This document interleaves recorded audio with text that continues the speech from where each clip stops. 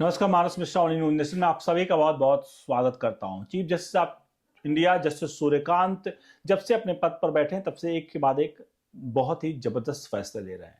इसी फैसले के क्रम में अब की बार उन्होंने सही साबित कर दिया कि वाकई में chief justice of India justice Suryakant एक राष्ट्रवादी जज हैं। और क्यों हैं, आज की एक खबर आपको वह बता देगी।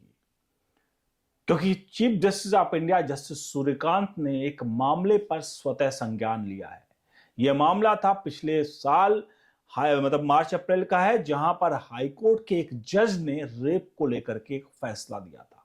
और वो फैसला पूरे देश में सुर्खियों में रहा था। इसलिए रह गया था कि जज साहब के द्वारा जो फैसला दिया गया उस दौरान जो बातें की गई और जो बातें करने के बाद, जो चीज बताने के बाद भी उसको रेप की श्रेणी में और कई ऐसी चीजें आई जो सवालिया निशान छोड़ गई। अब इसी मामले पर चीफ जस्टिस ऑफ इंडिया को एक एनजीओ ने पत्र लिखा था। ध्यान रखिएगा, एक एनजीओ ने लिखा पत्र और वो पहुंचता है चीफ जस्टिस ऑफ इंडिया के पास। चीफ जस्टिस ऑफ इंडिया उस पत्र को देखते हैं और वो पत्र इसी केस से संबंधित था जो रेप को लेकर के था, और उस पे आरोपियों को किस प्रकार से जो पास्को एक्ट था उसको हटा करके उसे नॉर्मल धाराओं में जोड़ दिया गया था। उसको लेकर के चीफ जस्टिस ऑफ इंडिया के सामने आया और उन्होंने स्वतः संज्ञान लिया। और स्वतः संज्ञान लेने के बाद आज हाई कोर्ट के फैसले को पलट दिया है। आपको दिखाते हैं पूरी खबर। अनुरोध करेंगे वीडियो के कमेंट बॉक्स में अपनी राय प्रतिक्रिया जोड़ दीजिएगा और वीडियो को लाइक शेयर जरूर करेगा। आपको बता दें, इसमें जो पत्र लिखने वाली जो महिला हैं वो एक एनजीओ की है। एनजीओ की संस्थापक थी। उन्होंने पत्र लिखा।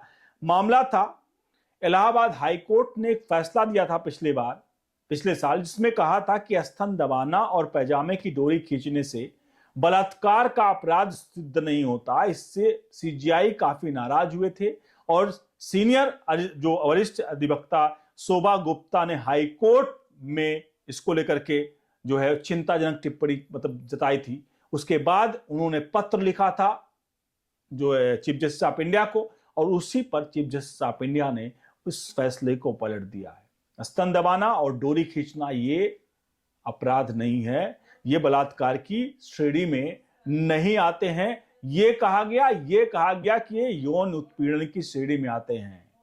चीफ जस्टिस ऑफ इंडिया ने उसमें अपना जो फैसला लिखा, उन्होंने कहा कि जजों को प्रयास केवल संवैधानिक और कानूनी सिद्धांत के सही अनुप्रयोग तक सीमित नहीं है। उन्होंने कहा कि जजों का काम होता है करुणा और सहानुभूति का माहौल भी बनाना चाहिए, और इन दोनों में से अगर किसी एक की भी कमी रही तो न्यायिक संस्थाओं को महत्वपूर्ण जिम्मेदारियों से सही ढंग से निभाने में रोक सकती है। सीजीआई की बेंच ने साफ तौर पर कहा कि कानून की भागीदारी के रूप में हमारे फैसले, चाहे वह आम नागरिकों के लिए प्रक्रिया तय करना हो या उस फैसले का अंतिम निर्णय देना हो, उनके में करुणा, मानवता और समझदारी की झलक होनी चाहिए, जो कि एक निष्पक्ष और प्रभावी प्रणाली के लिए ज्यादा जरूरी होता है। साफ तौर पर यहां पर चीफ जस्टिस ऑफ इंडिया ने इस फैसले को पलटते हुए साफ तौर पर जहां कहा गया था किसी जो है पीड़िता के स्तन को छूना या कपड़े की डोरी या नाड़ा खोलना अपराध नहीं माना जाएगा, इसे यौन उत्पीड़न की दर्जे में लिया था।